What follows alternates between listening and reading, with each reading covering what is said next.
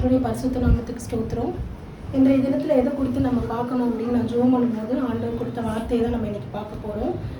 எடுத்துக்கோங்க, லூக்கா 24 அதிகாரம்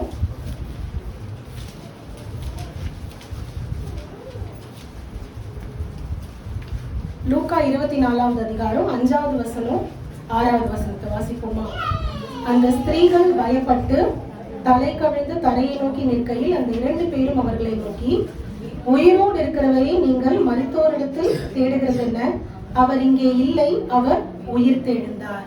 அன்னைக்கு பார்த்தீங்கன்னா அந்த மகதலேனா மரியாள், இயேசுவின் தாயாகிய மரியாள், சலோமி அவங்கெல்லாம் என்ன பண்ணுறாங்க, ஆண்டவருடைய சரீரத்தை பார்க்கணும், அதுக்கு சுகந்த வர்க்கமிடணும்னு சொல்லி அவங்க என்ன பண்ணுறாங்க, அந்த வாசன திரவியங்கள் எல்லாம் எடுத்துட்டு அவங்க போகும்போது அங்கே கல் புரட்டப்பட்டிருக்கிறத நம்ம இப்போதான் வாசிச்சோம் எல்லாத்தையும் குறித்து. அப்போ அங்கே இருந்த தெய்வதூதர்கள் என்ன சொல்றாங்க, நீங்க யாரை தேடுறீங்க? அவர் யாரு? உயிரோட இருக்கிறவர். உயிரோடு இருக்கிறவரை நீங்க எங்க தேடுறீங்க? உயிரோடு இருக்கிறவங்களை போய் கல்லறையில தேடலாமா? கல்லறையில தேட முடியாதுல்ல. மரித்தவர்கள் இருக்கிற இடத்துல நீங்க உயிரோடு இருக்கிறவரை நீங்க தேடுறீங்க. அவர் இங்க இல்ல, அவர் எங்க இருக்கு? அவர் என்ன பண்ணிட்டாரு?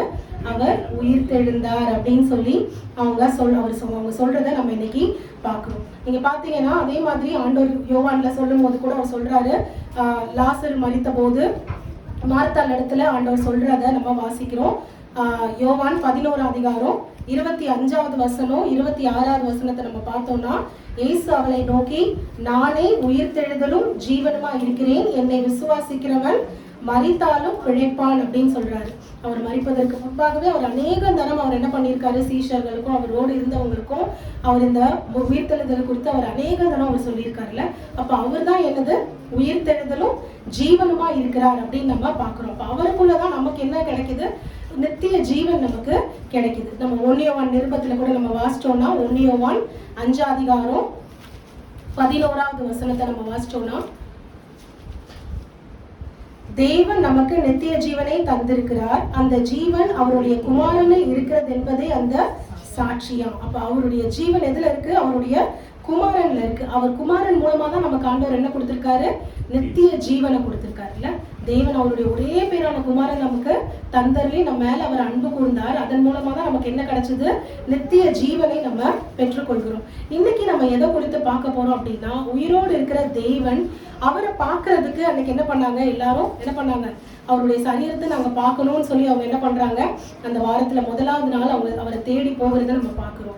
அப்படி இருக்கும்போது யாரு தேவனை பார்த்தாங்க, யாருக்கு அவர் தரிசனமானார் அப்படிங்கறத தான் நம்ம இன்னைக்கு பார்க்க போறோம். சோ முதலாவது நம்ம வாசிச்சோம் அப்படின்னா, இதை குறித்து நம்ம யோவான்ல வாசிக்கலாம். யோவான் 20வது அதிகாரம் முதல் வசனத்தை வாசிங்க. யோவான் 20:1. வாரத்தின் முதல் நாள் காலையில் அதிக இருட்டோடே மகதலேனா மரியாள் கல்லறையிடத்துக்கு வந்து கல்லறை அடைத்திருந்த கல் எடுத்து போட்டிருக்க கண்டார். சோ வாரத்தின் முதல் நாள் பாத்தீங்கன்னா அதிக இருட்டோட காலையில யார் வரதான்? மகதலேனா மரியாள். இன்னைக்கெல்லாம் நம்ம நல்லா விடிஞ்சி சூரியன்லாம் வந்த பிறகுதான் நம்ம என்ன பண்ணிருக்கோம், சர்ச்சுக்கு வந்திருக்கோம்ல. ஆனா மகதலேனா மரியாள் எப்ப வந்தாங்களாம்? வாரத்தின் முதல் நாள் அதிகாலையில என்ன பண்றாங்க, நான் பார்க்கணும் அவரை அப்படின்னு சொல்லி ஆண்டவரை தேடி என்ன பண்றாங்க, இருட்டோட வராங்க. இப்ப பாத்தீங்கன்னா கிட்டத்தட்ட அவங்க என்ன பண்ணிட்டு இருக்காங்க, நைட் எல்லாம் வெயிட் பண்ணிட்டு இருக்காங்க. எப்படா விடியும் நான் போய் ஆண்டவரை பார்ப்பேன் அப்படின்னு சொல்லி அவங்க என்ன பண்ணிருக்காங்க, அவங்க அவ்வளோ ஒரு ஈகரா அவங்க என்ன பண்ணிட்டு இருக்காங்க, அவங்க வெயிட் பண்ணி காலையில விடிஞ்ச உடனே அவங்க என்ன பண்றாங்க, இருட்டு இருந்தா கூட பரவாயில்லன்னு என்ன பண்றாங்க, இந்த இருட்டோட கிளம்பி அவங்க என்ன பண்றாங்க, ஆண்டவரை பார்க்கறதுக்கு அவங்க என்ன பண்றாங்க, ஒரு முயற்சியை பண்றாங்க. அப்ப யாருக்கு ஆண்டவர் தரிசனமாவார்? நீங்க பாத்தீங்கன்னா முதல் உயிர் தெழுந்த இயேசு யாருக்கு தான் தரிசனமானது? மகதலேனா மரியாளுக்கு தான் தரிசனமானார்ல. அப்ப எதனால அவங்களுக்கு முதல்ல தரிசனமானார்? அவங்களுக்கு ஆண்டவர் மேல இருந்த அந்த ஒரு வாஞ்சை, எப்போ நான் அவரை பார்ப்பேன் அப்படின்னு அவங்களுக்கு இருந்த ஒரு வாஞ்சை. அதுதான் நம்ம நீதிமொழிகள்ல 8 அதிகாரம் 17ஆம் வசனத்துல நம்ம வாசிக்கிறோம்ல, அதிகாலையில் என்னை தேடுகிறவர்கள் என்னை கண்டடைவார்கள். அப்போ காலையில நம்ம தேவனை தேடும் போது நம்ம தேவனை என்ன பண்ண முடியும், கண்டிப்பா பார்க்க முடியும். அப்போ காலையில பாத்தீங்கன்னா நம்ம தேவனை நம்ம தரிசிக்க முடியும். அப்ப நம்ம காலையில எழுந்து என்ன பண்ணணும், ஆண்டவரை தேடுகிறத நம்ம ஒரு பழக்கமாக நம்ம வைத்துக்கொள்ளணும். 63ஆம் சங்கீதத்துல கூட நம்ம வாசிச்சோம் அப்படின்னா, 63ஆம் சங்கீதம் முதல் வசனம், தேவனே நீர் என்னுடைய தேவன், அதிகாலமே உம்மை தேடுகிறேன். வறண்டதும் விடாய்த்ததும் தண்ணீரற்றதுமான நிலத்திலே என் ஆத்மா உண்மையில் தாகமா இருக்கிறது. என் மாம்சமானது உண்மை வாஞ்சிக்கிறது. அப்ப நம்மளோட வாஞ்சை, நம்மளுடைய தாகம், நம்மளுடைய ஏக்கம் எல்லாமே என்னது? ஆண்டவரை பார்க்கணும். அப்படி அதிகாலையில நம்ம ஆண்டவரை பார்க்கணும் அப்படின்னு நம்மளுடைய வாஞ்சை இருக்கும் போது ஆண்டவர் என்ன பண்ணுவார்? கண்டிப்பா தரிசனமாவார். ஏன்னா நீங்க பாத்தீங்கன்னா அவர் பரத்துக்கு ஏறி போவதற்கு முன்பாக அவர் யாருக்கு தரிசனமானது? மகதலேனா மரியாளுக்கு ஆண்டவர் என்ன பண்றாரு? தரிசனமாகிறார். நீங்க இன்னொரு வசனம் கூட நம்ம இதை குறிச்சு வாசிக்கலாம். ஏசாயா தீர்க்கதரிசியின் புஸ்தகத்துல 26வது அதிகாரம் 9வது வசனம். ஏசாயா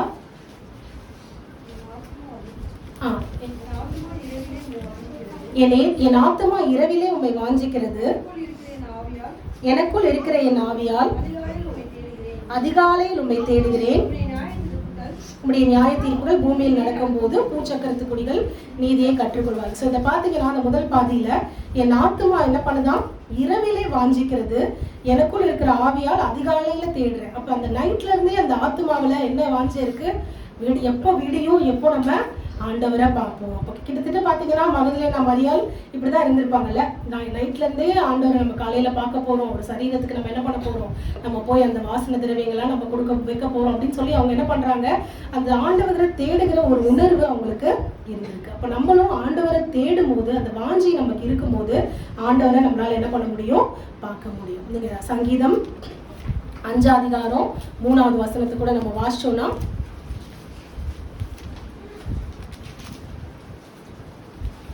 கர்த்தாவே காலையிலே என் சத்தத்தை கேட்டறிவீர். காலையிலே உனக்கு நேரே வந்து ஆயத்தமாகி காத்திருப்பேன். அப்ப காலையிலே ஆண்டவர் நம்மள சந்திக்கிற தேவனா இருக்கிறார். அப்போ நம்ம ஆண்டவரை நம்ம பார்க்கணும் அப்படின்னா அதிகாலையில நம்ம அவரை தேடும் போது ஆண்டவர் நமக்கு என்ன பண்ணுவார்? கண்டிப்பா பிரசன்னமாவார். 2வது நம்ம வாசிக்கலாம். லூக்கா எழுதின சுவிசேஷம் 24 அதிகாரம் 13வது வசனத்துல இருந்து நம்ம வாசிக்கலாம். லூக்கா 24:13. அன்றைய தினமே அவர்களில் 2 பேர் எருசலேமுக்கு 7 அல்லது 8 மைல் தூரமான எம்மாவு என்னும் கிராமத்துக்கு போனார்கள். ஸோ இங்க பாத்தீங்கன்னா இந்த நடந்ததை, மகதலேனா மரியாள் ஆண்டவரை தரிசிச்சதை, இது எல்லாத்தையும் வந்து சொல்லும் போது அவங்களுக்கு எல்லாம் ரொம்ப ஆச்சரியமா இருக்கு. அப்போ அதுல என்ன பண்றாங்க? 2 பேர் எங்க போறாங்க? அவங்க எருசலேம்ல இருந்து ஒரு 8 மைல் தூரத்துல இருக்க ஒரு ஊர் எம்மாவு அப்படிங்கிற ஊருக்கு அவங்க போறாங்க. அப்படி போகும்போது பாத்தீங்கன்னா 14வது வசனத்தை நம்ம வாசிச்சோம்னா, போகையில் இந்த வர்த்தமானங்களை யாவையும் குறித்து அவர்கள் ஒருவரோடொருவர் பேசிக் கொண்டார்கள். அவங்க என்ன பண்றாங்க? சும்மா அவங்க போல, அவங்க இது எல்லாத்தையும் குறித்து அவங்க என்ன பண்றாங்க? பேசிட்டே போறாங்க. அவங்க ஆண்டவர் வந்து இப்படி வந்து அவரை வந்து என்ன பண்ணிட்டாங்க? அடக்கம் பண்ணாங்க. அவர் சரீரத்தை காணும்னு சொல்றாங்க. மகதலேனா மரியாள் தரிசித்ததை சொல்றாங்க அப்படின்னு சொல்லி அவங்களுக்கு ஒரு ஆர்வம். என்ன ஆச்சு அவருக்கு? அவரை வந்து இவங்க தரிசிச்சுதான் சொல்றாங்களே அப்படின்னு சொல்லி அவங்க என்ன பண்றாங்க? அதை குறித்தே அவங்க பேசிட்டே போறாங்க. அதை குறித்து அவங்க பேசிட்டு போகும்போது பாத்தீங்கன்னா 15வது வசனத்தை நம்ம வாசிக்கும் போது, இப்படி அவர்கள் பேசி சம்பாஷித்து கொண்டிருக்கையில் இயேசுதாமே சேர்ந்து அவர்களோடு கூட நடந்து போனார். அப்ப அவரை குறிச்சு பேசும்போது அவர் என்ன பண்றாராம்? அந்த இடத்துக்கு வருகிறார். இல்ல நம்ம வேதம் அதுதான் சொல்லுதுல, எங்கே 2 அல்லது 3 பேர் நாமத்தில் குடியிருக்கிறார்களோ அவர்கள் மத்தியில் நான் இருக்கிறேன் அப்படின்னு சொல்ற தேவன்ல. அப்ப அந்த 2 பேர் என்ன பண்றாங்க? ஆண்டவரை குறிச்சு, இயேசுவை குறிச்சு அவங்க என்ன பண்றாங்க? பேசிட்டு சம்பாஷித்து அவங்க போயிட்டு இருக்கும் போது அப்ப என்ன பண்றாரு? ஆண்டவர் அவங்க நடுவுல நடந்து வர்றார். அப்ப இவங்கள்ட்ட அவர் கேட்கும் போது இவங்க வந்து என்ன பண்றாங்க? சொல்றாங்க, உங்களுக்கு தெரியாதா? இதுல அது பாத்தீங்கன்னா 18ஆம் வசனத்துல, அவர்களில் ஒருவனாகிய கிளியோப்பா என்பவன் பிரதியுத்தரமாக, இந்நாட்கள் எருசலேம்ல நடந்ததெல்லாம் உங்களுக்கு தெரியாதா அப்படின்னு சொல்லி கேட்கிறாரு. ஸோ ஒருத்தரோட பேர் தான் இங்க வந்து போட்டிருக்கு கிளியோப்பான்னு, இன்னொருத்தரோட பேர் குறிப்பிடப்படலை. பட் அநேக வேதத்தை ஆய்வாளர்கள் சொல்றாங்க மேபி அது வந்து இன்னொருத்தர் லூக்காவா, அந்த புஸ்தகத்தை எழுதின லூக்காவா இருக்கலாம் அப்படின்னு சொல்லி அவங்க வந்து சொல்றாங்க. அப்ப ஆண்டவர் 2வது தரிசனமானது யாருக்கு? இந்த கிளியோப்பாவுக்கு. நீங்க பாத்தீங்கன்னா அவரை குறித்து அவங்க பேசிட்டு போகும்போது ஆண்டவர் என்ன பண்றாரு? அவங்க நடுவுல ஆண்டவர் இருக்கார். நீங்க இதை குறிச்சு வாசிக்கும் போது 21வது வசனத்தை நம்ம வாசிச்சோம்னா, இயேசு கிறிஸ்துவை குறிச்சு அவங்க என்ன பண்றாங்க? இயேசு கிட்டயே சொல்றாங்க, அவரே இஸ்ரவேலை மீட்டு ரட்சிப்பார் என்று நாங்க நம்பி இருந்தோம். இவைகள் சம்பவித்தது 3 நாள் ஆச்சு. ஆனாலும் இந்த கூட்டத்தில் இருக்க ஸ்திரீகள் என்ன பண்ணாங்க, கல்லறை இடத்துக்கு போய் அவர் சரீரத்தை காணாம அவர் உயிரோடு இருக்கிறதா தேவதூதரை தரிசித்ததா சொல்லி அவங்க என்ன பண்ணாங்க, எங்களை பிரமிக்க பண்ணினாங்க அப்படின்னு சொல்லி அவங்க என்ன பண்றாங்க, இயேசு கிறிஸ்து கிட்ட சொல்றாங்க. இல்ல அப்போ அவங்க அதை குறிச்சு யோசனை பண்ணிக்கிட்டே இருக்காங்க. அவர்தான் நமக்கு இஸ்ரவேலுக்கு மீட்பர் அப்படிங்கிற அந்த விசுவாசம் நம்பிக்கை அவங்களுக்கு என்ன இருந்தது, ஆண்டவர் மேல இருந்தது. அப்ப அந்த விசுவாசத்தினாலதான் அவங்களால என்ன பண்ண முடியுது, அன்னைக்கு அதை குறித்து அவங்க பேசிட்டு இருக்கும் போது ஆண்டவர் என்ன பண்றாரு, அவங்க நடுவுல கலந்துக்கிறாரு. அப்பயும் பாத்தீங்கன்னா அவர் என்ன பண்றாரு, அநேக தீர்க்க தரிசன வசனம் எல்லாத்தையும் சொல்லி அவங்க என்ன பண்றாரு, மோசே தீர்க்க தரிசன புஸ்தகத்துல எல்லாம் இது எழுதி இருந்தது, ஏன் நீங்க இதை நீங்க இதை பத்தி நம்பல அப்படின்னு சொல்லி என்ன பண்றாரா, எல்லாத்தையும் விவரித்து காண்பிக்கிறார். அவங்க அப்படி விவரித்து காண்பிக்கும் போது அவங்க போகிற அந்த கிராமம் வந்த உடனே அவர் என்ன பண்றாரா, அப்புறம் போகிறப்போ அவர் என்ன பண்ணாரா, காணப்பட்டார். அவர் விலகி போற மாதிரி காணப்படும் போது இவங்க என்ன சொல்றாங்க, நீங்க எங்க கூட வந்து தங்கிருங்க, சாயங்காலம் ஆயிடுச்சு, நீங்க எங்க கூட தங்கிருங்கன்னு அவர் என்ன பண்ணாங்களாம், வருந்தி கூப்பிட்டாங்க.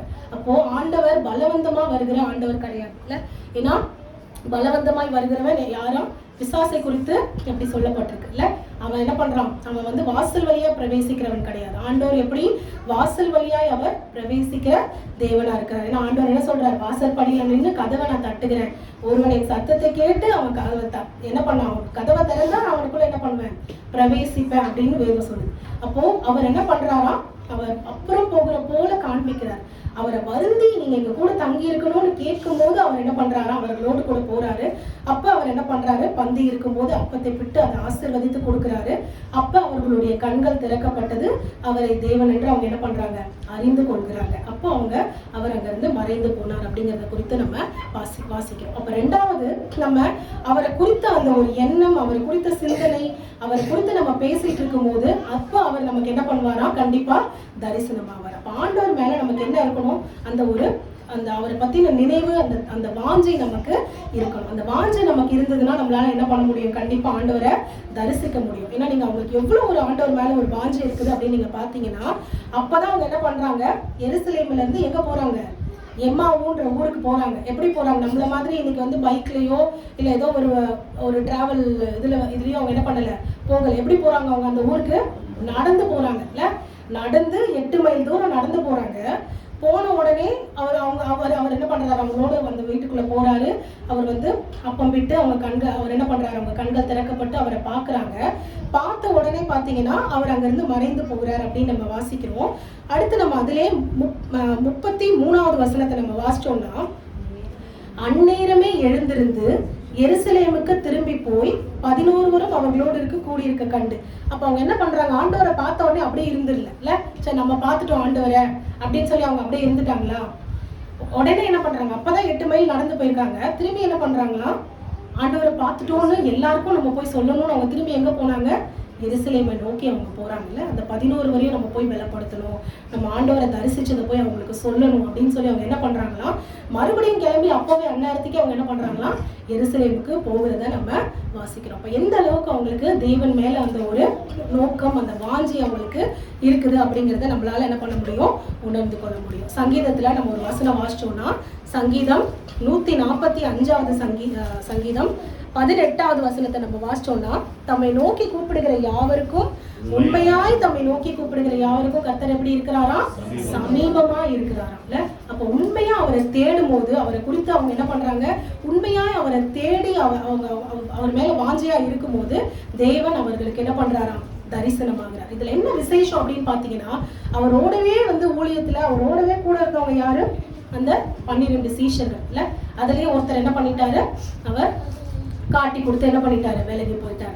அப்ப அந்த 11 பேருக்கு ஆண்டவர் தரிசனம் ஆகல. அதுக்கு முன்னாடி யாருக்கு தரிசனமானாரு, இவங்க அவரோட கூட அந்த 11 பேருக்கு அப்புறம் இருந்தவங்க தான் யார், இவங்க இந்த கிளியோப்பா அப்படிங்கிறவர்லாம். அப்போ அவங்களுக்கு தரிசனம் ஆகிறதுக்கு முன்பு அந்த பாக்கியத்தை ஆண்டவர் யாரு கொடுத்திருக்காரு, இந்த கிளியோப்பா அப்படிங்கிறவருக்கும் அவர் கூட இருந்தவங்களுக்கும். அது லூக்காவா இருக்கலாம், இல்ல யார் வேணா இருக்கலாம். ஆனா அந்த 11 சீஷர்களுக்கு முன்பாக ஆண்டவர் என்ன பண்றாரு, அவங்களுக்கு தரிசனமாகிறார். எதனால, அவங்களுக்கு அந்த ஆண்டவர் மேல இருந்த அந்த ஒரு அவரை பத்தி தெரிஞ்சுக்கணும், அப்படி அவருக்கு என்ன ஆச்சு அப்படிங்கிற ஒரு அந்த வாஞ்சை, அந்த தாகம். உபாகமத்துல கூட நம்ம வாசிக்கும் போது, இவ்வளவு நம்மளுக்கு வந்து சமீபமா நம்ம வந்து தேவனை கொண்டிருக்கிற ஒரு ஜாதி எதுவுமே இல்லை. நம்ம அவ்வளவு தூரம் ஆண்டவர் என்ன பண்ணியிருக்கோம், நம்ம சமீபமாய் நம்ம கொண்டு இருக்கிறோம் அப்படின்னு சொல்லி நம்ம வாசிக்க முடியுது. அதே மாதிரி மல்கியால ஒரு வசனம் நம்ம வாசிச்சோம் அப்படின்னா, மல்கியா 3 அதிகாரம் 16வது வசனம். மல்கியா 3:16. அப்பொழுது கர்த்தருக்கு பயந்தவர்கள் ஒருவரோடொருவர் பேசிக் கொள்வார்கள், கர்த்தர் கவனித்து கேட்பார். ஒருத்தர் கர்த்தருக்கு பயந்தவர்கள் பேசுறது ஆண்டவர் என்ன பண்றாரா, அவர் கவனித்து கேட்கிற தேவனா இருக்கிறார். அப்ப தேவனை குறித்து நம்ம எங்கெல்லாம் நம்ம அவரை குறித்து பேசுறோமோ, அவருடைய நாமத்தை எங்கெல்லாம் நம்ம உயர்த்துகிறோமோ, அந்த எல்லா இடங்கள்லயும் அவர் வந்து நமக்கு என்ன பண்ணுவார், கண்டிப்பா பிரசன்னமாவார்ல. இன்னைக்கு எல்லாருமே நம்ம உயிர்த்தெழுந்த இயேசுவை பார்க்கணும் அப்படிங்கிற ஒரு வாஞ்சியோட தான் நம்ம எல்லாருமே வந்திருக்கோம்ல. அன்னைக்கு பாத்தீங்கன்னா மோசேக்கு என்ன இருந்தது, ஆண்டவரை பார்க்கணுங்கிற ஒரு அந்த வாஞ்சை தாகம் இருந்தது. அது இருந்ததுனாலதான் அவர் என்ன பண்றாரு, அவங்களை எப்படியாச்சும் பாத்துடணும் அப்படின்னு சொல்லி கேட்கும் போது ஆண்டவர் என்ன பண்றாரா, கண்மலையின் வெடிப்புல வச்சு அவருடைய கரத்தை மூடி ஆண்டவர் என்ன பண்றாரு, மோசேக்கு தம்மை வெளிப்படுத்துறத பாக்குறோம். அப்ப அந்த வாஞ்சை நமக்கும் இன்னைக்கு இருக்குல்ல, எப்படியாவது நம்ம தேவனை பார்க்கணுங்கிற ஒரு எண்ணத்தோட தான் நம்ம என்ன பண்ணியிருக்கோம், நம்ம கிளம்பி வந்திருக்கோம். அப்ப நமக்கு தேவனை நம்ம அவரை பிரசித்தம் பண்ணும்போது, நம்ம அவரை குறித்து நம்ம தியானிக்கும் போது, அவரை தேடுகிற வாஞ்சை நமக்கு இருக்கும் போது ஆண்டவர் கண்டிப்பா நமக்கு என்ன பண்ணுவாரா, பிரசன்னமாவார் அப்படின்னு நம்ம வாசிக்கலாம். 3வது நம்ம வாசிக்கலாம் லூக்கா 24வது அதிகாரம். இப்ப நம்ம வாசிச்ச அந்த அதிகாரம் தான் லூக்கா 24:34. நீங்க பாத்தீங்கன்னா இப்பதான் 33வது வசனம் வாசிச்சோம். என்ன பண்ணாங்க, அந்நேரமே அவங்க எழுந்து எருசலேமுக்கு போனாங்க அப்படின்னு பாக்குறோம். அதுல 34வது வசனத்தை நம்ம வாசிச்சோம்னா, கர்த்தர் மெய்யாகவே உயிர்த்தெழுந்து சீமோனுக்கு தரிசனமானார் என்று அவர்கள் சொல்ல கேட்டு. சோ இங்க பாத்தீங்கன்னா ஆண்டவர் பேதுருவுக்கும் என்ன பண்ணிருக்காரு, தனிப்பட்ட முறையில ஆண்டவர் தரிசனமாயிருக்கார். ஆனா நம்ம பேதுருக்கிட்ட என்ன பேசினார் அப்படிங்கிறதுலாம் எந்த ஒரு சுவிசேஷ புஸ்தகத்திலயும் நம்மளுக்கு இல்ல. ஆனாலும் என்ன போட்டிருக்கு, ஆண்டவர் என்ன பண்ணாரா, சீமோன் பேதுருக்கு தரிசனமானார் அப்படிங்கிறத நம்ம வாசிக்கிறோம். இதுக்கு முன்பாக நம்ம ஒரு காரியத்தை வாசிக்கலாம். லூக்கா 22 அதிகாரத்துல நம்ம வாசிக்கும் போது ஆண்டவரை என்ன பண்றாங்க, கைது செய்து சிலுவையில் அறையறதுக்கு முன்பாக அவரை கொண்டு போகிறத நம்ம பார்க்கணும். அப்ப அந்த 22 அதிகாரத்துல பார்த்தா பேதுரு என்ன பண்றாரு, ஆண்டவரை 3 முறை என்ன பண்றாரு, ஆண்டவரை மறுதளிக்கிறத நம்ம பாக்குறோம். இவரை நான் அறியேன், இவர் எனக்கு தெரியாது, இல்ல நீயும் அவரோடு கூட தான் இருந்தேன்னு சொல்லும் போது அவர் என்ன பண்றாராம், ஆண்டவரை தெரியாதுன்னு சொல்லி மறுதளிக்கிறத நம்ம பாக்குறோம். அப்ப 61வது அதிகாரம் நம்ம அதுல வாசிச்சோம்னா 22:61. அப்பொழுது கர்த்தர் திரும்பி பேதுருவை நோக்கி பார்த்தார், சேவல் கூவுவதற்கு முன்னே நீ என்னை 3 தரம் மறுதளிப்பா என்று கர்த்தர் தன்னிடத்தில் சொன்ன வசனத்தை நினைவு கூர்ந்து வெளியே போய் பேதுரு என்ன பண்றாரா, மனம் கசந்து அழுகிறார். இப்போ நீங்க பாத்தீங்கன்னா ஆண்டவர் என்ன பண்றாரு, பேதுருவை ஒரு பார்வைதான் பாக்குறாரு. அவர் இருதயத்துல குத்தப்பட்டு அந்த பாவங்கள் அவருக்கு உணர்த்தப்பட்டு அவர் என்ன பண்றாரா, வெளியே போய் மனம் கசந்து அழுது அவர் ஒப்புரவாருதை நம்ம பாக்குறோம்.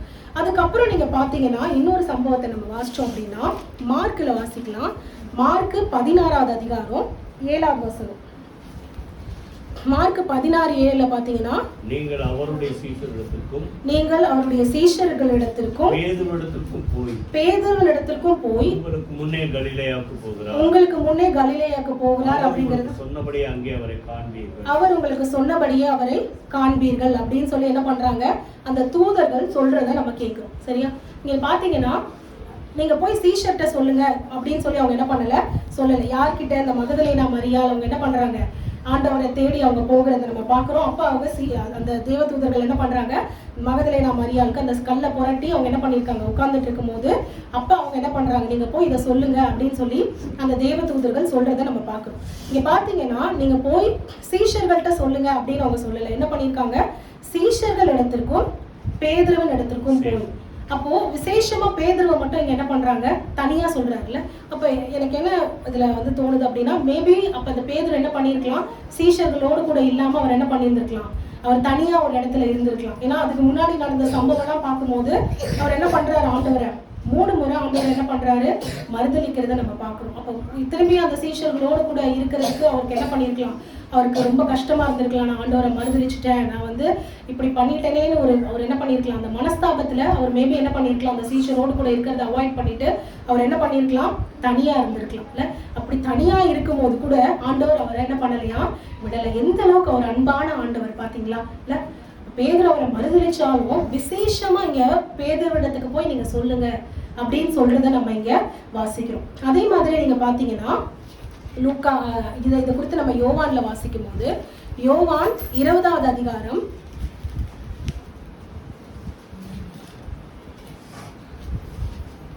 மூணாவது வசனத்துல இருந்து நம்ம வாசிக்கும் போது அவங்க போய் என்ன பண்றாங்க, மேபி பேதுருவோடு கூட யோவான் இருந்திருக்கலாம், இல்ல வழியில ஜாயின் பண்ணிருக்கலாம். நீங்க பாத்தீங்கன்னா அப்பொழுது பேதுருவும் மற்ற சீஷனும், இந்த மற்ற சீஷன் அப்படிங்கிறது யோவான் குறிக்குது. அவங்க 2 பேரும் என்ன பண்றாங்க, கல்லறை இடத்துக்கு போறதுக்கு 2 பேரும் என்ன பண்றாங்க, ஒருமித்து ஓடி போய் என்ன பண்றாங்க பாக்குறாங்க. அப்போ மற்ற சீஷன் முந்தி கல்லறை இடத்துக்கு போனாலும் அவர் என்ன பண்ணல, உள்ள போய் பார்க்கல. பேதுரு என்ன பண்றாரு, உள்ள போய் எல்லாத்தையும் பார்த்து அவர் இல்லை அப்படிங்கிறத உணர்ந்து கொள்றாரு. அப்போ அதுக்கப்புறம் பாத்தீங்கன்னா அவங்க 2 பேரும் என்ன பண்றாங்களாம், அதை நம்ம வாசிக்கும் போது 10வது வசனத்தை நம்ம வாசிச்சோம்னா, பின்பு அந்த சீஷர்கள் தங்களுடைய இடத்திற்கு திரும்பி போனாங்க. அப்போ அந்த இடத்துலயும் நம்ம பாத்தீங்கன்னா நம்ம தேவன் வந்து அவங்களுக்கு தரிசிச்சார் இயேசு கிறிஸ்து அப்படின்னு சொல்லி நம்ம பார்க்க முடியல. அப்போ இதற்கு அப்புறமா அவர் வீட்டுக்கு போனதுக்கு அப்புறம் அவர் என்ன பண்ணிருக்கலாம், ஆண்டவரே நீங்க வந்து மரியாளுக்கு தரிசனமாகிருக்கீங்க, நான் உங்களை பார்க்க வந்தேன், நீங்க இல்லைன்னு அவர் என்ன பண்ணிருக்கலாம், ஆண்டவரை தேடி இருக்கலாம் இல்ல. அப்போ அவர் அந்த மனஸ்தாபப்பட்டு ஆண்டவரை நோக்கி பார்த்தது நிமித்தம் ஆண்டவர் என்ன பண்றாரா, பேதுருவை தனியாக அவர் தரிசித்து என்ன பண்றாரு, அவர் சந்தித்து என்ன பண்றாரு, அவரை வெளிப்படுத்துகிறத நம்ம பார்க்கிறோம். ஏன்னா நம்ம 1 கொரிந்தியர்ல வாசிக்கும் போதும் பவுல் எழுதும் போதும் இதை குறித்து அவர் என்ன பண்றாரு, தனியா எழுதுறத நம்ம பார்க்கிறோம். 1 கொரிந்தியர் 15வது அதிகாரம் 5வது வசனம். 1 கொரிந்தியர் கேபாவுக்கும் பின்பு 12 கேபாவுக்கும் பின்பு 12 தரிசனமானார். அப்ப 12 சீஷர்களுக்கு தரிசனமாவதற்கு முன்பாக ஆண்டவர் யாருக்கு தரிசனமாகி இருக்காரு, பேதுருக்கு ஆண்டவர் தரிசனமாகி இருக்கிறத நம்ம பார்க்கிறோம்ல. இன்னைக்கு நம்மளும் பாத்தீங்கன்னா நிறைய நேரத்துல நம்ம ஆண்டவரை நம்ம மறுதளிக்கிறவர்களாய் நம்ம இருக்கிறோம். மறுதளிக்கிறதுனா ஆண்டவர் யாருன்னு தெரியாது அப்படின்னு சொல்றது மட்டும் கிடையாது. ஆண்டவருக்கு பிடிக்காத காரியங்கள் நம்ம வாழ்க்கையில வரும்போதும் ஆண்டவர் நம்ம இதை பண்ணியிருக்க கூடாது அப்படின்னு நம்ம நிறைய நேரங்கள்ல என்ன பண்ணுவோம், நம்மளே யோசிப்போம்ல. அப்ப அந்த மாதிரி நம்ம நினைக்கும் போது நமக்குள்ளேயே அந்த ஒரு அந்த நான் இப்படி பண்ணிட்டேனே அப்படின்னு நம்ம யோசிக்கும் போது அப்போ ஆண்டவர் நம்மள என்ன பண்ணிடல, அப்படியே விட்டுறல இல்ல. ஏன்னா வேதம் என்ன சொல்லுது, மனம் திரும்புகிற ஒரு பாவை நிமித்தம் பரலோகத்துல மிகுந்த சந்தோஷம் உண்டாயிருக்கும் அப்படின்னு போட்டிருக்குல்ல. அதே மாதிரி இளையகுமாரன் வந்து தகப்பனை விட்டு தூரமா போனாலும் பாவம் செஞ்சு அவன் வந்து அந்த தகப்பனை விட்டு போயிட்டான். இருந்தாலும் அவன் எப்ப திரும்பி வருவான்னு தகப்பன் என்ன பண்றானா, அந்த குமாரனுக்காக பார்த்துக்கிட்டே இருக்காருல்ல. அதே மாதிரிதான் 99 ஆடு, அதே மாதிரி அது எல்லாத்தையும் விட்டு ஆண்டவர் யார் பின்னாடி போனாரு, அந்த காணாமல் போன ஒரு ஆட்டை தேடி ஆண்டவர் என்ன பண்றாரு, போகிறத நம்ம பார்க்கிறோம். அப்போ நம்மளும் சில நேரங்கள்ல, நம்ம எல்லாருமே மனுஷங்க தான் இல்ல, நம்ம சில நேரங்கள்ல நம்ம அதை மீறி நம்ம போயிருந்தாலும் நமக்கு ஆண்டவர் என்ன பண்றாரு, அவர் பாவத்தை மன்னித்து நம்மளை மறுபடியும் அவர் இடத்துல அவர் கூட்டி சேர்க்கிறதுக்கு அவர் காத்துக்கிட்டு இருக்கிறத நம்ம பார்க்கிறோம்ல. நீதிமொழிகளை நம்ம வாசிக்கும் போது, பாவங்களை மறைக்கிறவன் வாழ்வடைய மாட்டான், ஆனால் அவைகளை அறிக்கை செய்து விட்டு விடுகிறவன் என்ன பண்ணுவான், தேவனிடத்துல இரக்கத்தை பெறுவான் அப்படின்னு நம்ம வாசிக்கிறோம். அப்ப அந்த பாவத்தை நம்ம என்ன பண்ணணுமா, அறிக்கையிட்டு நம்ம மறுபடியும் நம்ம ஆண்டவர்கிட்ட ஒப்புரவாகும் போது அப்போ நம்மளால யாரை பார்க்க முடியும், தேவனை கண்டிப்பா நம்மளால பார்க்க முடியும். அப்ப நம்ம தேவனை தரிசிக்கணும் அப்படின்னா நமக்கு என்ன இருக்கணும், அந்த மனம் திரும்புகிற இருதயம் நமக்கு இருக்கணும். அன்னைக்கு பேதுரு அவர் தப்பு செஞ்சுட்டு அவர் என்ன பண்ணாரு, மனம் திரும்பினார். ஆனா யூதாஸோடைய வாழ்க்கையை நம்ம பார்த்தோம்னா அவன் என்ன பண்ணல, அவன் அந்த குற்ற உணர்ச்சியோட அவன் மனம் திரும்பல இல்ல, துணிகரமான ஒரு பாவத்தை அவன் செய்யறதை நம்ம பார்க்கணும். ஏன்னா அந்த பந்தி இருக்கும் போதே அவனுக்கு நல்லா ஆண்டவர் சொல்றாரு, என்ன காட்டி கொடுக்கறவனும் இங்கதான் இருக்கிறான் அப்படின்னு சொல்லி. அப்ப அந்த வார்த்தையை கேட்டு அவன் குத்தப்பட்டு அவன் மனம் திரும்பி இருந்தா கூட அவன் என்ன பண்ணிருக்கலாம், ஒருவேளை அதை இழந்து போகாம இருந்திருக்கலாம். ஆனா இது எல்லாமே தேவனுடைய திட்டம் தான் நமக்கு தெரியும். ஆனாலும் அந்த ஒரு துணிகரமான ஒரு பாவத்துக்குள்ளாக அவன் இருக்கிறத நம்ம பார்க்கணும். ஆனா பேதுரு பாத்தீங்கன்னா ஆண்டவர் பார்த்த அந்த ஒரு பார்வை அவனுடைய வாழ்க்கை என்ன பண்ணிச்சான், அது மாத்தினதை நம்ம பார்க்கிறோம். மனம் கசந்து அழுது அவன் ஒப்புரவாகும் போது ஆண்டவர் என்ன பண்றாரு, மற்றவங்களை சந்திக்கிறதுக்கு முன்பாக நான் போய் பேதுருவை சந்திக்கணும்னு ஆண்டவர் என்ன பண்றாரு, பேதுருவை சந்திச்சு பேதுருக்கு தரிசனமாகிறத நம்ம வாசிக்கிறோம். அடுத்து நம்ம வாசிச்சோம் அப்படின்னா மார்க்கு 16வது அதிகாரம் 9ஆம் வசனம். 3 பார்த்தோம் நம்ம, மகதலேனா மரியாள், அடுத்து அந்த எம்மாவுக்கு போற சீஷர்கள், பேதுரு, 4வது மார்க் 16. வாரத்தின் முதலாம் நாள் அதிகாலையிலே இயேசு எழுந்திருந்த பின்பு மகதலேனா மரியாளுக்கு முதல் தரிசனம். 9ல இருந்து 13 வரையும் நம்ம வாசிச்சோம் அப்படின்னா அந்த அவங்க என்ன மகதலேனா மரியாளுக்கு தரிசனமாறார். அதுக்கப்புறம் என்ன பண்றாங்க, அந்த 2 பேர் இப்ப நம்ம பார்த்த கிளியோப்பா அவரோடு கூட இருந்தவருக்கு தரிசனமானார். இது எல்லாத்தையும் அவங்க என்ன பண்றாங்களா, 13ஆம் வசனத்துல அவர்கள் போய் அதை மற்றவர்களுக்கு என்ன பண்ணாங்க, அறிவித்தார்கள். அவர்களையும் அவங்க என்ன பண்ணலையா, நம்பல. முதல்ல போய் மகதலேனா மரியாள் போய் சொல்றாங்க, நான் ஆண்டவரை பார்த்தேன். அவளை நம்பினாங்களா? நம்பல. அடுத்து இந்த கிராமத்துல இருந்து வந்த 2 பேர் ஆண்டவர் எங்க கூட இருந்தார், பந்தி இருந்தார்னு சொல்லி போய் அவங்க சொல்றதையும் அவங்க என்ன பண்றாங்க, இவங்கள்ட்ட சொல்லணும் தான் என்ன பண்றாங்களா, உடனே கிளம்பி போறாங்கல்ல. அப்ப அதையும் அவங்க என்ன பண்ணல, நம்பல. அப்ப எதையுமே அவங்க நம்பாத போது அந்த 11 பேரும் போஜன பந்தி இருக்கையில் 14வது வசனத்தை, அவர் அவர்களுக்கு தரிசனமாகி உயிர் தெரிந்திருந்த தம்மை கண்டவர்களை அவர்கள் நம்பாமற் போனது நிமித்தம் அவர்களுடைய அவிசுவாசத்தை குறித்தும் இருதய கடினத்தை குறித்தும் அவர்களை கடிந்து கொண்டார். அப்போ அவங்களுக்கு தரிசனமாகிறாரு. தரிசனமாகி என்ன பண்றாரு, அவங்கள கடிந்து கொள்றாருல்ல. ஏன் நீங்க அவங்க கூட இருக்கும்போது எத்தனை வாட்டி சொன்னேன், அதை நீங்க நம்பல. கண்ணால பார்த்தேன்னு இத்தனை பேர் வந்து சொல்றாங்க, அதையும் நீங்க என்ன பண்ணல, நம்பல. ஏன் உங்களுக்கு அப்ப இந்த அவிசுவாசம், ஏன் உங்க இருதயம் எவ்வளவு கடினமா இருக்கு அப்படின்னு சொல்லி அதை குறித்து அவர் என்ன பண்றாரா, அவங்கள கடிந்து கொள்றதை நம்ம பார்க்கணும். அப்போ நமக்கும் இந்த அவிசுவாசமோ இல்லை இந்த இருதய கடினமோ நமக்கு இருந்ததுன்னா நம்மளால என்ன பண்ண முடியாது, ஆண்டவரை தரிசிக்க முடியாது. ஸோ 3 பேர் எப்படி ஆண்டவரை தரிசிச்சாங்கன்னு நம்ம பார்த்தோம் இல்ல. எப்படி அவங்க ஆண்டவரை தரிசிச்சாங்க, அதிகாலமே அவரை தேடினாங்க, ஆண்டவரை தரிசிச்சாங்க. அவரை குறித்து சம்பாஷித்து நடந்து போயிட்டு இருக்காங்க, அவரை குறித்து பேசினாங்க, ஆண்டவரை தரிசிச்சாங்க. பாவத்தை மனஸ்தாபப்பட்டு அவர் வந்து மனம் திரும்பி ஆண்டவர் என்ன பண்ணாரு, தரிசிச்சார். ஆனா இவங்க என்ன பண்றாங்க, இருதயத்தின் கடினத்தின் நிமித்தம் இவங்களால ஆண்டவர் என்ன பண்றாரு, இவங்க வந்து கடிந்து கொண்டு அவர் பேசுகிறத நம்ம பார்க்கணும். அதே மாதிரிதான் நம்ம வாசிச்சோம்னா நமக்கு நம்ம பீலையாம் குறித்து நிறைய முறை நம்ம படிச்சிருப்போம்ல. ஆண்டவர் சொல்றாரு, நீ போய் அந்த ஜனங்களை என்ன பண்ணக்கூடாது, சபிக்க கூடாது, அவங்க ஆசீர்வதிக்கப்பட்டவர்கள் அப்படின்னு சொல்றாரு. ஆனா அதை கேட்காம மறுபடியும் பீலையாம் என்ன பண்றாரு, ஆண்டவருடைய வார்த்தைக்கு கீழ்ப்படியாம அந்த ஜனங்களை சபிக்கிறதுக்காக என்ன பண்றாரு, கிளம்பி அந்த கழுதை மேல ஏறி போகும்போது ஒரு கழுதைக்கு தெரியுது ஆண்டவர் முன்னாடி நிக்கிறாருன்னு இல்ல. கழுதையோட கண்களுக்கு தெரிகிறது தெய்வதூதனானவர் முன்னே நிற்கிறாருன்னு. ஆனா யாருடைய கண்களுக்கு தெரியல, பீலையாமுடைய கண்களுக்கு தெரியல. அந்த தீர்க்கதரிசியோட கண்களுக்கு தெரியாதது ஒரு 4 அறிவு இருக்கக்கூடிய ஒரு மிருகத்துக்கு தெரியுது. அப்படின்னா என்ன அர்த்தம், அவனுடைய அந்த இருதய கடினம். தேவன் வெறுக்கிறது என்னது, அந்த அவிசுவாசம், இருதய கடினம். அது இருந்தா நம்மளால என்ன பண்ண முடியாது, தேவனோட நம்ம கூட இருக்க முடியாது. நீங்க சகரியால ஒரு வசனம் வாசிக்கலாம். சகரியா 7ஆம் அதிகாரம் 12ஆம் வசனம். வேதத்தின் சேனைகளின் கர்த்தர் தம்முடைய ஆவியின் மூலமாய் முந்தின தீர்க்கதரிசிகளை கொண்டு சொல்லி அனுப்பின வார்த்தைகளை கேளாதபடிக்கு தங்கள் இருதயத்தை வைரமாக்கினார்கள். ஆண்டவருடைய வார்த்தையை கேட்காம இருதயத்தை எப்படி வச்சிருக்காங்களாம், வைரத்தை போல அவங்க என்ன பண்றாங்களாம், இருதயத்தை கடினமா அவங்க என்ன பண்ணிருக்காங்க, வச்சிருக்காங்க. அப்ப அப்படி இருக்கும் போது ஆண்டவர் என்ன பண்ண மாட்டாங்க, மகா கடும் கோபம் அவரிடத்துல இருந்து புறப்பட்டது அப்படிங்கிறத நம்ம வாசிக்கிறோம். அப்ப நம்மளும் வேதத்தையும் ஆண்டவருடைய வார்த்தையும் நம்ம கேட்காம வைரத்தை போல இருதயத்தை கடினமா நம்ம வச்சிருந்தோம்னா நம்மளால என்ன பண்ண முடியாது, தேவனை தரிசிக்க முடியாது. எபிரேயர்ல ஒரு வசனம் வாசிக்கலாம். எபிரேயர் 3ஆம் அதிகாரம் 7ஆவது வசனம். எபிரேயர் 3:7. பரிசுத்த ஆவியானவர் சொல்லுகிறது, இன்று அவருடைய சத்தத்தை கேட்பீர்களாகில் வனாந்திரத்திலே கோபம் ஊட்டின போது சோதனையினாலும் நடந்தது போலவும் உங்கள் இருதயங்களை கடினப்படுத்தாதீர்கள். அன்னைக்கு பாத்தீங்களா, அந்த இஸ்ரவேல் மக்கள் என்ன பண்றாங்க, ரொம்ப ஆண்டவருடைய இருதயத்தை என்ன பண்றாங்க, அவங்களோட இருதயத்தை கடினமாக்கி ஆண்டவர் என்ன பண்ணாங்க, கோபம் ஊட்டுகிறத நம்ம பார்க்கணும். ஏன்னா தேவன் அவங்களோட கூட என்ன பண்றாரு, நடந்து வராரு, செங்கடலை திறந்து அவங்களுக்கு வழியை உண்டு பண்ணுகிறார், பார்வோனுடைய சேனையை கவிழ்த்து போடுகிறார். எவ்வளவு அற்புதங்களை அவங்க பார்த்துருக்காங்கல்ல. காடைகளை கொடுத்துருக்காரு, மண்ணா வருஷிக்க பண்ணியிருக்காரு. ஆனா இது எல்லாத்தையும் பார்த்தும் அவங்க மறுபடியும் என்ன பண்ணாங்க, ஆண்டவருக்கு கோபம் ஊட்டினாங்க. அவங்க ஆண்டவருக்கு கோபம் ஊட்டினதுனால அவங்களால அந்த வாக்குத்தத்தம் பண்ணப்பட்ட தேசத்துக்குள்ள அவங்களால பிரவேசிக்க முடிஞ்சுதா, அவங்களால போக முடியல. நீங்க பாத்தீங்கன்னா 9ஆம் வசனத்துல, அங்கே உங்கள் பிதாக்கள் என்னை சோதித்து என்னை பரீட்சை பார்த்து 40 வருஷ காலம் என் கிரியை கண்டார்கள். ஆதலால் நான் அந்த சந்ததியை அரோசித்து அவர்கள் எப்பொழுதும் வழுவி போகிற இருதயமுள்ள ஜனங்கள் என்றும் என்னுடைய வழிகளை அறியாதவர்கள் என்றும் சொல்லி என்னுடைய இளைப்பாறுதலில் பிரவேசிப்பதில்லை என்று கோபத்திலே ஆணையிட்டேன் அப்படின்னு சொல்றாருல்ல.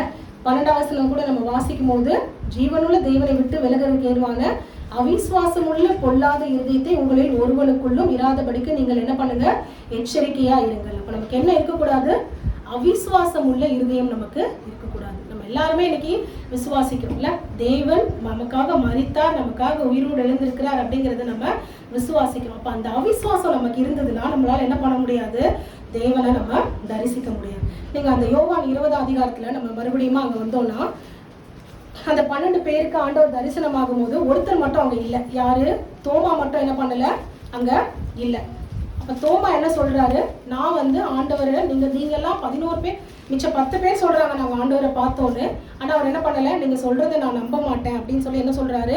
20ஆம் வசனம், 20ஆம் அதிகாரம் 20ஆம் வசனம் நம்ம வாசிச்சோம்னா, அவர் இப்படி சொல்லி அவனுடைய கைகளையும் 24ஆம் வசனம் வாசிச்சோம்னா, இயேசு வந்திருந்த போது 12 ஒருவனாகிய திதிமு எனப்பட்ட தோமா என்பவன் அவர்களோட கூட இருக்கவில்லை. அப்போ மற்ற சீஷர்கள் சொல்றாங்க. சொல்லும் போது 25ஆம் வசனத்துல அவர் என்ன சொல்றாரு, அவருடைய கைகளில் ஆணிகளால் உண்டான காயத்தை நான் கண்டு அந்த காயத்திலே என் விரலை இட்டு என் கையை அவருடைய விழாவிலே போட்டாலொழிய நான் விசுவாசிக்க மாட்டேன் அப்படின்னு சொல்றாரு இல்ல. அப்ப பாத்தீங்கன்னா 26ஆவது வசனத்துல மறுபடியும் 8 நாளைக்கு பின்பு அவருடைய சீஷர்கள் வீட்டுக்குள்ளே இருந்தார்கள், தோமாவும் அவர்களோடு இருந்தான். அப்ப கதவு பூட்டப்பட்டிருக்கும் போது தேவன் என்ன பண்றாரு, அந்த இடத்துல தரிசனம் ஆகுறத நம்ம பார்க்கணும்.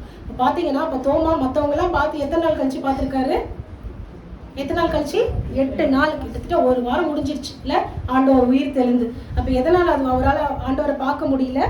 ஏன்னா அவருடைய அவிசுவாசத்தின் நிமித்தம். அவர் என்ன அவிசுவாசம் அவருக்கு, மற்றவங்க சொல்றத நம்பாம அந்த காயத்துல நான் என்னுடைய விரலை விட்டு அவருடைய விழாவில என் கையை நான் போட்டாதான் நான் என்ன பண்ணுவேன், ஆண்டவர் தான் இது அப்படிங்கிறத நான் நம்புவேன் அப்படின்றது நிமித்தம் எத்தனை நாள் கழிச்சுதான் அவரால் பார்க்க முடிஞ்சது? 8 நாள் கழிச்சுதான் அவரால் என்ன பண்ண முடிஞ்சது, ஆண்டவரை பார்க்க முடியுது. அப்போ ஆண்டவர் என்ன பண்றாரு, தோமா வந்து கடிந்து கொள்றாரு. ஏன் நீ விசுவாசிக்கல, ஏன் அவிசுவாசியா இருக்க, நீ கண்டதுனால விசுவாசிக்கிற, ஆனாலும் காணாமல் விசுவாசிக்கிறவங்க தான் யாரு, பாக்கியவான்கள் அப்படின்னு சொல்லி ஆண்டவர் சொல்றதை நம்ம பார்க்கணும். அப்ப நம்ம எப்படி இருக்கக்கூடாது, அவிசுவாசத்தோட இருதய கடினத்தோட நம்ம இருக்கக்கூடாது இல்ல. இப்ப நம்ம வந்து ஆண்டவரை தேடுகிற ஒரு இருதயத்தோட நம்ம இருக்கும்போது ஆண்டவர் நமக்கு என்ன பண்ணுவார், கண்டிப்பா தரிசனமாவார். 3 பேரை நம்ம பார்த்தோம். மகதலேனா மரியாள், அடுத்து கிளியோப்பா, அடுத்து பாத்தீங்கன்னா பேதுருக்கு ஆண்டவர் எப்படி தரிசனம் பண்ணாருன்னு பார்த்தோம். அப்ப அதே போல நம்மளும் நம்ம இருக்கும்போது நம்மளும் ஆண்டவரை உயிர் தெளிந்த ஆண்டவராக இயேசு கிறிஸ்து நமக்கும் கண்டிப்பா என்ன பண்ணுவாரு, தரிசனம் ஆவார். கர்த்தருடைய பரிசுத்த நாமத்துக்கு ஸ்தோத்திரம்.